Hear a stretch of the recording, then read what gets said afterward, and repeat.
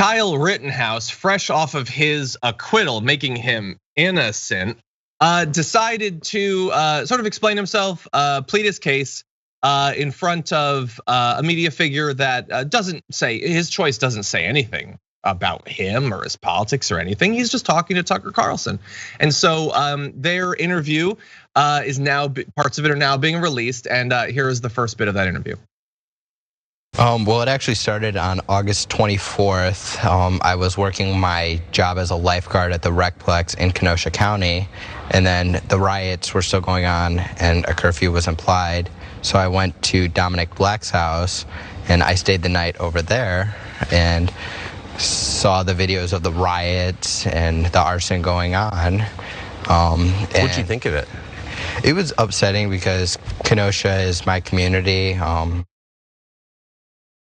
Okay, so despite the fact that that first trial has ended, the defense continues, and let's be clear, that's why Tucker Carlson had him there to reassure his base that he's in favor of vigilante violence, which you don't need to do, Tucker, we get it, and to continue their defense, that this isn't about him, it's not about race, it's just about the Second Amendment.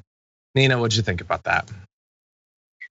I mean, it's Tucker Carlson at his usual. You and him, I got to see you two rumble. I mean, really, I totally off the topic, but no, I mean, we're not surprised that Tucker would do that. It's just painting the picture as they want it to be painted. You're absolutely right. It is a continuation of the trial. It is let me go out there and continue to make people feel as though I had nothing to do whatsoever with what transpired that day, that I am the victim, basically. I mean, that's what this is. 100%. And honestly, like, so we were talking about this yesterday on the show. Kyle Rittenhouse is I think, such an irrelevant part of this from the point of view of Tucker Carlson and Fox News. Like they're gonna use him, but it's all about the mission going forward. What can they take out of Kyle Rittenhouse? What lessons can they try to make their audience learn from it? And that's why they're doing so much just PR for him. They're not just like saying, oh no, I think he has a strong self-defense case while the case is going on, while they're filming a documentary with him and not telling people that they're doing that. They're also literally just saying things like, what a sweet kid. I think that comes through loud and clear. Imagine putting that kid in jail. Well, I can imagine. I don't think of myself as that imaginative person, but he did kill a few people, so I can imagine it. I mean, they continue to stoke the flames on this, John, and it is a picture that they're painting that is going to further, tear this country apart. It is who is deserving and who is not. Who has a right to petition government and who does not. Who has a right to walk down the street armed and who does not. Who gets a second, third, fourth look and who does not. There are many, many lessons, in this case, no matter which side people come down on, whether or not the jury did their job. The jury was given specific instructions. I do believe that the judge was the sixth man on the court. I am definitely not, hiding the fact that I definitely see it that way. Laying this at the feet of the jury, I don't think is the answer here. The jury answered as they were given the instructions.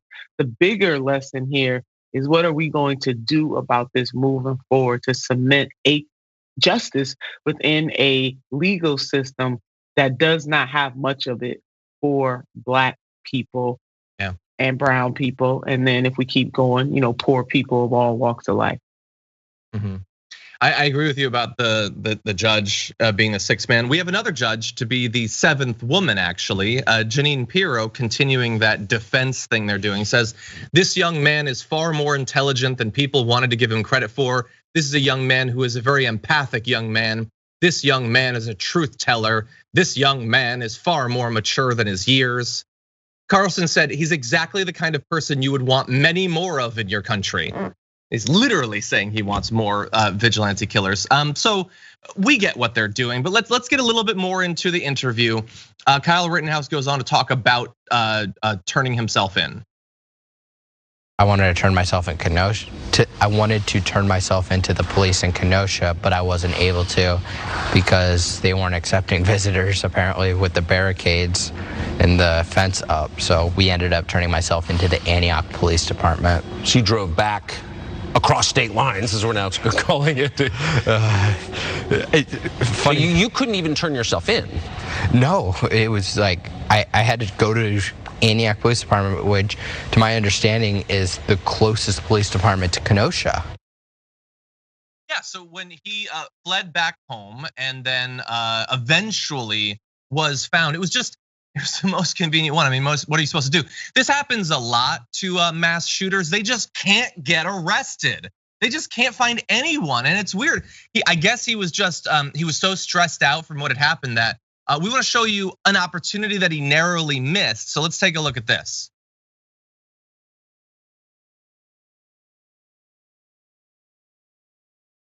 So I guess those flashing lights, he probably thinks it's like a carnival or something. Maybe it's an arcade. He's not sure. There's a cop car. There's a cop car. He's just gonna keep going, and they don't have a problem with him having that gun because they've clocked his skin color. They're perfectly fine with it.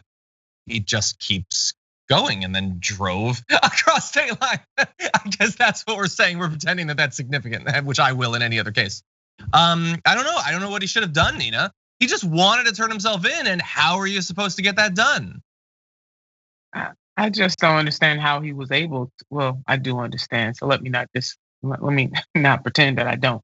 But he should have never been able to leave that scene after not just shooting people, but killing people. Even if his defense is self-defense, which we know that's what it was. How I don't know many people that would have been able to get away with, shooting two people, let's alone killing two people, and then being able to leave on their own volition, go home, cross the state lines, as Tucker wants to make light of, and then decide how they're going to turn themselves in. Yeah, 100%. And it's just I've been trying to drill into my head that while I might on the show, I can only speak for myself. I might on the show try to imply that we should have standards that are like relatively concrete, that we treat people in the same way, like situations are treated like. That they don't do that, and they don't value that, and they don't care about that. So I just want people coming out of this thinking, oh, so we've learned something about the right. They believe in the inalienable right to self-defense. No, they don't. They don't. Like what? So the guard that shot Ashley Babbitt when she was trying to get past him, they were rioting, they were looting, all that stuff that Tucker Carlson cares about when it's in Kenosha. Was he not defending himself?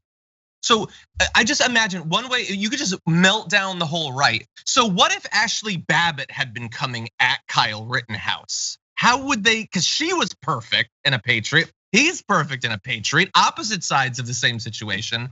But of course, it doesn't matter because they do not expect for themselves, let alone for their representatives in politics and media, that they will be anything other than massive hypocrites if being hypocritical helps them to make their case to attain or keep power. That's all it's about. Like Ahmaud Arbery didn't have a right to defend himself. Trayvon Martin didn't have a right to defend himself. None of them do because these aren't standards.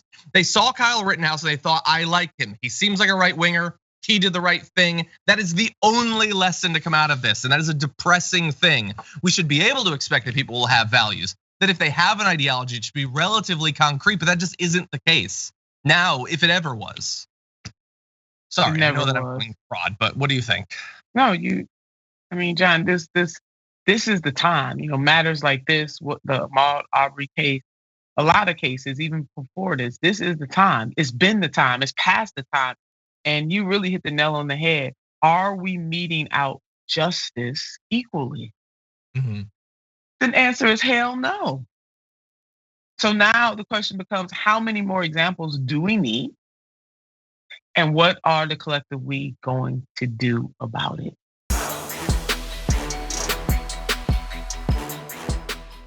For more political news breakdowns, interviews, stories of activism, and me trying my hardest to care about the occasional big celebrity news story, subscribe to our YouTube channel at youtube.com/thedamagereport. And you can ring the bell wherever it is so you don't miss anything.